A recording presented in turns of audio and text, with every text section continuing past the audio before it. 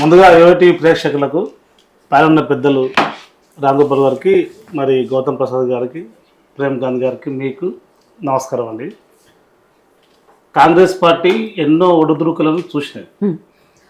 Congress party 1947 స్వాతంత్రం ముందు, స్వాతంత్రం వచ్చిన తర్వాత, మళ్ళీ 72లో కానీ, తర్వాత 84లో కానీ, 24 ఇందిరాగాంధీ చనిపోయిన తర్వాత రాహుల్ గాంధీ గారు ప్రధానమంత్రి అయిన తర్వాత కూడా, దాని తదనంతరం రాజీవ్ గాంధీ గారు క్షమించాలి రాజీవ్ గాంధీ గారు వారి తదనంతరం కూడా ఎన్నో మార్పు చేర్పులు జరిగినాయి.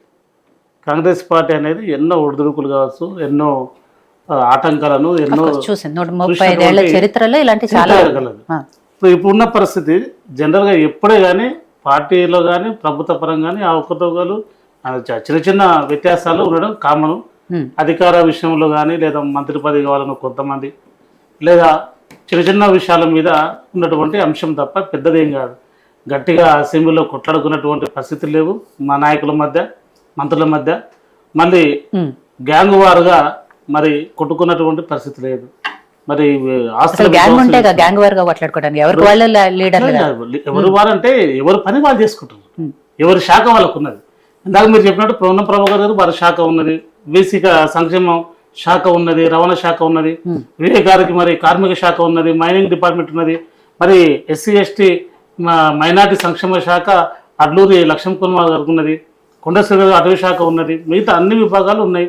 పొంగులేటి గారి రెవెన్యూ శాఖ ఉన్నది. ఎవరికి వాళ్ళకి ఉన్నాయి, కానీ ఇంకొక శాఖలో ఒకరి శాఖలో ఒకళ్ళు తలదూరుస్తున్నారనే కదా విమర్శలు.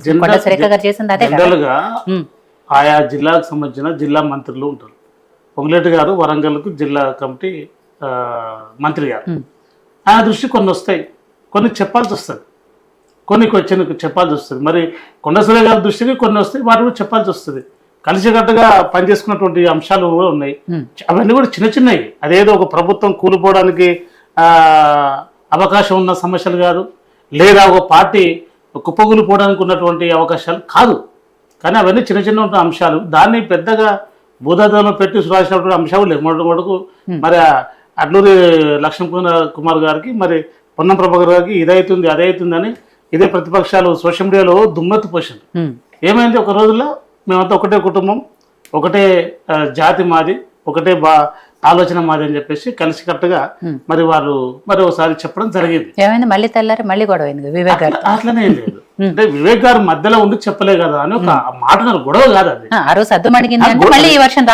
గొడవ కాదు.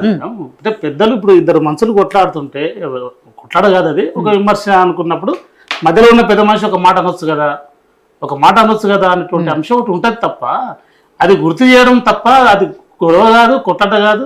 ఏదో రాయలసీమ ప్రాంతంలో వేట కొడలతో కొట్టుకున్నటువంటి సంస్కృతి కాదు, బాంబులు వేసుకున్న సంస్కృతి కాదు, దంచుకున్న సంస్కృతి కాదు, మరి ఒకరినొకరు విమర్శించుకున్న సంస్కృతి కాదు. ఇవన్నీ అంశాలు ఒకవైపు. మరి మీరు పార్టీ పరంగా కావచ్చు, మీనాక్షి నటరాజన్ గారు వచ్చినప్పుడు మీరు చూడండి ఎంత క్రమశిక్షణ. అప్పటి కాంగ్రెస్కు ఇప్పటి కాంగ్రెస్ ఎంత తేడా ఉన్నది ప్రతి అంశంలో. ఎమ్మెల్యేలే కావచ్చు, ఎంపీలే కావచ్చు, మంత్రులే కావచ్చు, మరి నిరంతరం ప్రజల మధ్యనే ఉన్నారు కదా, ప్రజల కోసం పనిచేస్తున్నారు. వారి నియోజకవర్గాల్లోనే ఉన్నారు. ఎమ్మెల్యే క్యాంప్ ఆఫీసులే కావచ్చు, నిరంతరం ఏదో పథకం మీద ఇందిరమ్మ ఇల్లులే కావచ్చు, రేషన్ కార్డుల పంపిణీలే కావచ్చు, రోజు చూస్తున్నాం. ప్రతి ఎమ్మెల్యే, ప్రతి మంత్రి తన నియోజకవర్గంలో, మరి ఇన్ఛార్జ్ నియోజకవర్గంలో పనిచేస్తున్నట్టు దాఖలు మనకు కనిపిస్తున్నాయి. అంతే తప్ప ఇక్కడ పెద్దగా ఏదో కూలిపోతున్నది, లేకపోతే ఏదో పెద్ద విధ్వంసం జరుగుతుంది అనేటువంటి అంశాలు మాత్రం లేవు. దాన్ని ఏంటంటే కొన్ని ప్రతిపక్షాలు, కొన్ని మీడియా వాళ్ళు చూపిస్తున్నంత లేదు. కాబట్టి ఈ విషయంలో అధిష్టానం కావచ్చు, పార్టీ కావచ్చు, సమయస్ఫూర్తిగా ఉన్నటువంటి పరిస్థితి గతంలో కాకుండా ఇప్పుడు చాలా తెలివిగా, చాలా ఆలోచనతో ఉన్నారు మంత్రులు కానీ, ఎమ్మెల్యేలు కానీ, మిగతా నాయకులు కూడా. మీరు కొన్ని దృశ్యాలు చూడండి, ఏమన్నా ఇట్లా హింసాయుతంగా ఉన్నాయా? ఎక్కడైనా టేబుల్స్ పలగొట్టడం ఉన్నదా? ఎక్కడ ఆఫీసులను ధ్వంసం చేసి ఉన్నదా? ఎక్కడైనా దాడులు జరిగిన అంశం ఉన్నదా?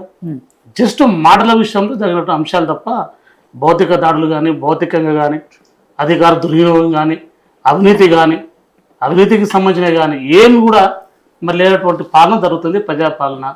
కాబట్టి ఈ అంశాలు కూడా ప్రజలు చూస్తున్నారు. కొంత సోషల్ మీడియా కావచ్చు, కొంత ప్రతిపక్షంలో అంటుంటే అనొచ్చు కానీ ప్రజలకైతే అన్ని అంశాలుగా అన్ని తెలుస్తున్నాయి, అన్ని అందుతున్నాయి. అప్పటికన్నా ఇప్పుడు వరకు కూడా ఇప్పుడు బీఆర్ఎస్ ఉన్నటువంటి ఉద్యమకాలు కూడా ఏంటంటే మాట్లాడితే 9.5 సంవత్సరాలు నాకు రేషన్ కార్డు రాదన్నా, నాకు రేషన్ కార్డు వచ్చిందన్నారు. ఎంత సంతోషం. ఎవరో కాదు అన్నారు, మనకు డిబేట్కి వచ్చే రోషన్ పాల్ గారే అన్నారు, ఉద్యమ నాయకుడు, సీనియర్ నాయకుడు. చాలా సంతోషం, చాలా సంతోషం వ్యక్తపరుస్తుండ్రు. మరి ఆయన పేరు తీస్తే మళ్ళీ ఆయన ఇట్లా సస్పెండ్ చేస్తారేమో కానీ బాధాప్తుగా ఆనందంతో చెప్పి నాకు అన్న నాకు రేషన్ కార్డు వచ్చింది, ఎంత గర్వం, ఎంత సంతోషపడుతుండ్రు. కాబట్టి ఇట్లాంటి అంశాలు చాలా ఉన్నాయి. మొన్న ఆలేరులో ఒక టీఆర్ఎస్ సోషల్ మీడియా కార్యకర్త ముస్లిం యూసుఫ్ అని, అతను కూడా ఇందిరమ్మ ఇల్లు వచ్చింది, అతను కూడా సంతోషపడుతుండ్రు.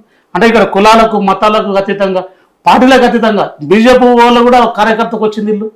ఇవన్నీ ఉన్నాయండి. కాబట్టి ఇవన్నీ కూడా చూడాలి. అంతేగాని చిన్న చిన్న అంశాలను మరి భూవేతలను పెట్టి కాంగ్రెస్ పార్టీ పని అయిపోయింది, కాంగ్రెస్ది ఇంకా అవకతవకలు అయినాయి, కాంగ్రెస్ది సమయం లోపల అయింది, కాంగ్రెస్ వాళ్ళు గుద్దుకుంటారు, చంపుకుంటారు, కొట్టుకుంటారు. ఎంత ఆనందమో బయట చూస్తుండ్రు, కొట్టుకుంటారా దంచుకుంటారా. కానీ అది ఎడ్డి తెలంగాణ గుడ్డి తెలంగాణ కాదు. అప్పటికి ఇప్పటికి చాలా మార్పు వచ్చింది కాంగ్రెస్ పార్టీ విధి విధానం కూడా గొప్ప విధం. జై భీమ్, జై బాపు, జై సంవిధాన్, చాలా ఆలోచన ఉన్నాయి. రేపు దేశం మొత్తంలోనే దేశం ఉన్నటువంటి అణగారిన ప్రజలు కావచ్చు, ఎస్సీ ఎస్టీ బీసీ మైనార్టీ పేదలు ఉన్నటువంటి అగ్రవర్ణాలు కూడా మరి అంత సమానాభివృద్ధి కావాలన్నటువంటి ఆలోచనతో మరి సోనియా గాంధీ గారు, రాహుల్ గాంధీ గారు, మల్లికార్జున ఖర్గే గారు, ఇట్లా అనేక మంది జాతీయ నాయకులు కూడా ఈరోజు పనిచేస్తుంది. మనకు అవి మనం చూడాలి. జాతీయవాదంతో పనిచేస్తుంది కాంగ్రెస్ పార్టీ, జాతీయ సమాజం కోసం పనిచేస్తున్నది. కాబట్టి ఈ చిన్న చిన్న అంశాలను పట్టుకుని కూర్చుంటే కాదు.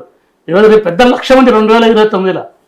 ఆ లక్ష్యం కోసం పనిచేసేటువంటి అంశాలు ఉన్నాయి. కాబట్టి వీటి అన్నిటి మీద కూడా కాంగ్రెస్ పార్టీ ఒక నిబద్ధతోన, ఒక ఆలోచనతోన, ఒక సమయస్ఫూర్తితోన ముందుకు వెళ్తున్న పరిస్థితి. కాబట్టి కాంగ్రెస్ పార్టీలో ఎక్కడ కలహాలు లేవు, ఎక్కడ మంత్రుల మధ్యన వ్యత్యాసాలు లేదు. మరి సంక్షేమం మరి అభివృద్ధి విషయంలో ఎవ్వరు కాంప్రమైజ్ అయితే లేరు. ఖచ్చితంగా అడుగు మీద అడుగేసి ఖచ్చితంగా అందరికీ చేయి కలుపుతూ చేయితనిస్తూ ప్రతి ఇంటికి సంక్షేమ ఫలాలు అందరి లక్ష్యంతోన ఈరోజు పార్టీ ముందుకు పోతుంది. ప్రభుత్వం కూడా అదే విధంగా పనిచేస్తున్నది. రైట్. సో ప్రేమ్ గాంధీ గారు, కాంగ్రెస్ పార్టీ ఎదుర్కొంటున్న సమస్యలు చూస్తే 2 రకాలుగా, ఒకటి బయట సమస్యలు, రెండోది ఇంటి సమస్యలు. అఫ్కోర్స్ బయట సమస్యల గురించి ప్రతిపక్షంగా మీరు కానీ బీఆర్ఎస్ పార్టీ